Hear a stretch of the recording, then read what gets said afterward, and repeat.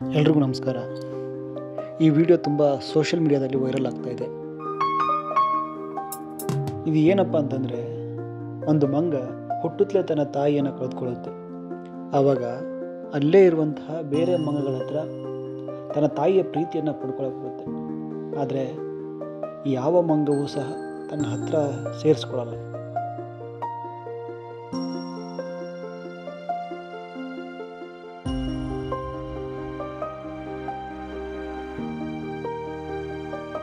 ಅಲ್ಲಿರುವಂಥ ಗೇಟ್ ಕೀಪರ್ಗಳು ಅದಕ್ಕೆ ಆದಷ್ಟು ಪ್ರೀತಿಯನ್ನು ಕೊಡಲು ಟ್ರೈ ಮಾಡ್ತಾರೆ. ಆದರೆ ಅದಕ್ಕೆ ಮಂಗಗಳ ಜೊತೆ ಒಡನಾಟ ಆ ತಾಯಿಯ ಅಪ್ಪುಗೆ ಬೇಕಾಗುತ್ತೆ. ಆವಾಗ ಏನು ಮಾಡ್ತಾರಪ್ಪ ಅಂತಂದರೆ, ಅಲ್ಲಿರುವಂತಹ ಗೇಟ್ ಕೀಪರ್ಗಳು ಅದೇ ಥರದ್ದೇ ಒಂದು ಕೋತಿ ರೂಪದಲ್ಲಿರುವಂತಹ ಒಂದು ಗೊಂಬೆಯನ್ನು ಅದಕ್ಕೆ ಕೊಡ್ತಾರೆ. ನೋಡಿ,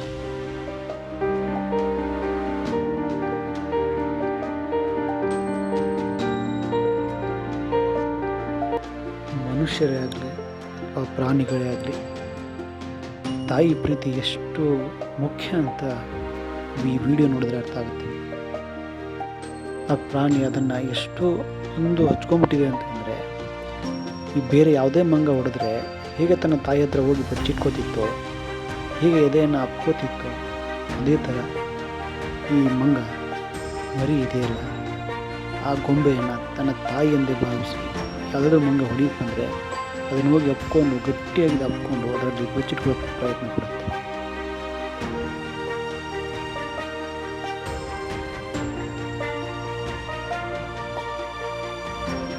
ಸಂಬಂಧಗಳ ಬೆಲೆ ಗೊತ್ತಾಗೋದು ಸಂಬಂಧ ಇಲ್ಲದೇ ಇದ್ದಾಗ, ಅಥವಾ ಸಂಬಂಧಗಳಿದ್ದೂ ಸಹ ಆ ಪ್ರೀತಿ ಸಿಗದೇ ಇದ್ದಾಗ.